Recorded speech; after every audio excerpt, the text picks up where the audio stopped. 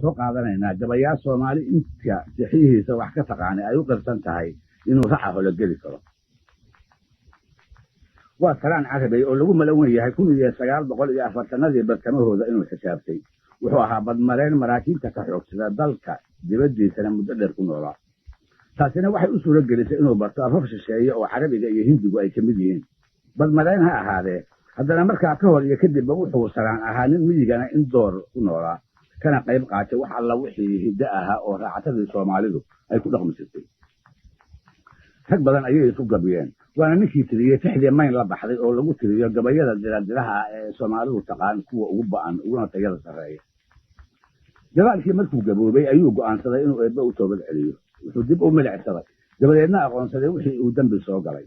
mar kaliya ayaa waxaa hoostiisa looga muujiyey dantaamoodigii uu ku soo raagay iyo wacdaraha aakhiro kaga horreeya ee culimmadu ay isaga oo kale ugu dadaal welisay.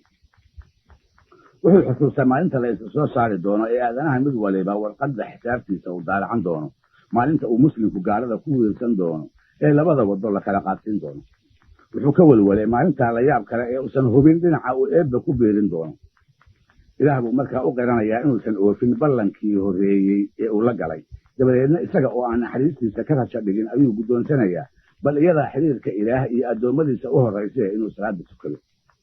kolkaas buu gabaygan ku yidhi: cabdiyow wadaeciya adduun way ka bixi waaye walbahaarka waan kula qabaa wahana ii dheere fircoonkii wasiilada jannada waadiyada jeexday waarsiina abiduu jeclaa waasa noloshii iyo ka kalaa wareegta ugu haray waxaddi xoolaad.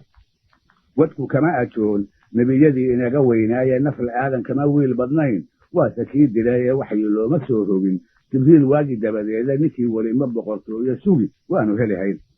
hala wariyey sheekh iyo wadaad waracyadii diinta culimmadu warkay sheegtay iyo waanadaa dhabahee wacdi nooma laabnee naftaa walabta shayddaanid. wadka cudur waraaq malag haddaan weli dhiraacaawa isaguba khalqiga wa u wakiil waanu naxahayne weji qadabla weer kulul hadduu xaqa i weydiiyo allahayo walcaankan qabo iyo waalinimadaada wanakiirka geerida godkaan weydka khoof ahayn. waayaha i haysta iyo dembiga weelasha ay buuxshay horay waran waryadu noogu timi waaqladuu yahay ee wax sidii qubuuraha intaad iiga wehel yeesho eebbo walcada ha igu gubeen waqid cadaabeedda. maantaan wuxuustunaa maqnayn waxaad intaad uuntay oo uunku wada waaqif yahay wacadka meecaadka gaalada wabiinkaa haddii loo wadiya naarta muslim inuu ku wiirsado adaa wacay dharaartaase miisaanka inaan waafi noqon waasinka xisaabta aan waladu khayr noqon hadduu weyne iga yeelo iyo inaan walaabida ku dhici weylintiiyo hoogga weyxaanta khaatumo waxay noqon waraaqdaydu waafaqad jeeraan hubsada waa walwalayaaye warna ma hayo gees ay arrini ii wacaal bixi. dadku laba waduu qaadayaa oo wadaahiyahay aan midina miduu weycan karin oon wadaagsamine wasdina ma laha naartiyo jannada wax u dhexeeyaaye mugga inaan naftayda u walgamo aakhiraa wacane waslaad maniyaanahay asaan waafin cahadkiiyo waan waanta nololeed intaan sida waxoogaaga wakhtiga maantukado geedada waajib oo xigaya. dhegaystayaal qur-aanka iyo laqbihiisa dadka ay wax uga bilaaban yihiin siday dareemi karaan waxaa tixda salaan ku googo'an duruucda qaar ka mid ah aayadaha qur-aanka ee ka hadla muuqaalada qiyaamaha lala kulmi doono iyo weliba kuwa ka hadla xilliga u dhexeeya geedida iyo isu soo bixinta dambe.